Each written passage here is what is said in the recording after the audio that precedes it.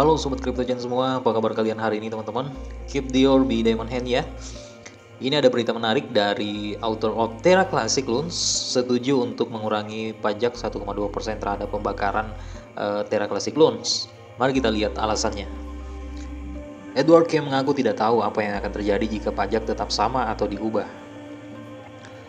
Dalam postingan media baru yang dibagikan di Twitter pada hari Jumat oleh pengembang inti Terra Classic Edward Kim, dia mengungkapkan bahwa dia memilih ya untuk proposal 5234 yang akan mengurangi pajak menjadi 0,2% sambil mengalokasikan 10% ke kumpulan komunitas yang dapat digunakan komunitas untuk mendorong pengembangan rantai. Seperti yang kita lihat tweet dari Edward Kim di sini teman-teman ya. Sesuai postingan blog, Kim memecah proposal komunitas terbaru menjadi dua untuk membuat keputusannya. Pertama, Kim menggunakan gagasan untuk mengarahkan 10% dari pajak ke kumpulan komunitas.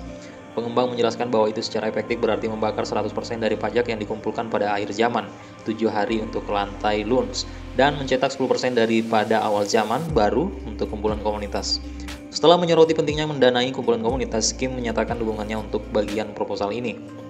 Kolom komunitas dapat digunakan untuk dana darurat, menarik dApps, dan proyek kembali ke rantai, dan membayar pengembang untuk meningkatkan rantai, tulis Kim. Saya memilih ya untuk perubahan parameter 0,9. Kedua, pengembang inti menginterogasi apakah lompatan dari pajak 1,2% menjadi 0,2% dibenarkan, tidak dibenarkan, atau terlalu cepat. Di sini, Kim membuat beberapa konsesi. Misalnya, dia mengakui tidak ada jaminan volume on-chain akan kembali jika parameter bound text dikurangi.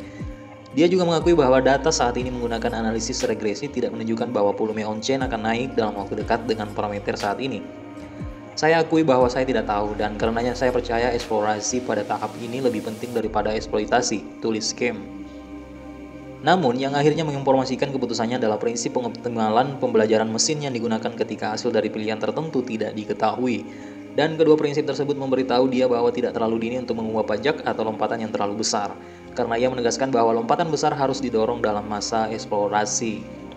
Setelah menimbang semua data, merenungkan apa yang saya ketahui dan mengenali apa yang tidak saya ketahui, saya memilih ya untuk proposisi 5234, tulis sang pengembang.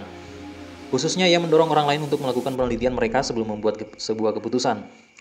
Perlu disebutkan bahwa Kim adalah penulis parameter pajak pembakaran 1,2% terbaru yang menciptakan banyak kegembiraan di komunitas. Namun setelah hampir 24 hari implementasinya, gagal memberikan seperti yang diharapkan. Sebagian besar karena pengurangan volume on-chain. Akibatnya, seruan agar pajak dikurangi mendapat kekuatan baru, yang akhirnya mengarah pada proposal 5234 oleh Akujiro dan Duncan Day. 6 miliar loans telah dibakar oleh pajak sejauh ini. Dan kalau kita lihat di sini di Loans Penguins, di sini pembakaran pajak Terra Classic Loans sebanyak 6,2 miliar token loans teman-teman ya. Dan di posisi pertama masih ada Binance dengan 8,6 miliar token loans. Dengan total pembakaran saat ini sebanyak 19,251 miliar token loans. Memang dengan pembakaran 1,2% burn tax ini itu terlihat tidak begitu maksimal teman-teman ya. Jadi wajar saja Edward Kim menyarankan untuk mengurangi pajak tersebut menjadi 0,2% saja.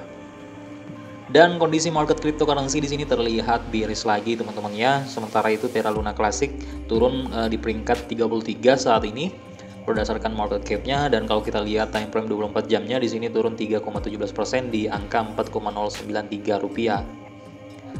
Dengan kapitalisasi pasar saat ini tertahan di angka 25,20 triliun, volume transaksi 24 jamnya sebanyak 3,05 triliun. Makin berkurang teman-teman ya volume transaksinya. Bagaimana menurut kalian teman-teman? Apakah Terra Classic Loans ini mampu membuat kita senyum sumringah per akhir tahun ini atau mungkin tahun depan? Minimal bisa tercapai target 1 sen dolar ya, atau mungkin ya kembali ke 1 dolar lah ya. Apakah itu mustahil atau mungkin itu akan terjadi teman-teman?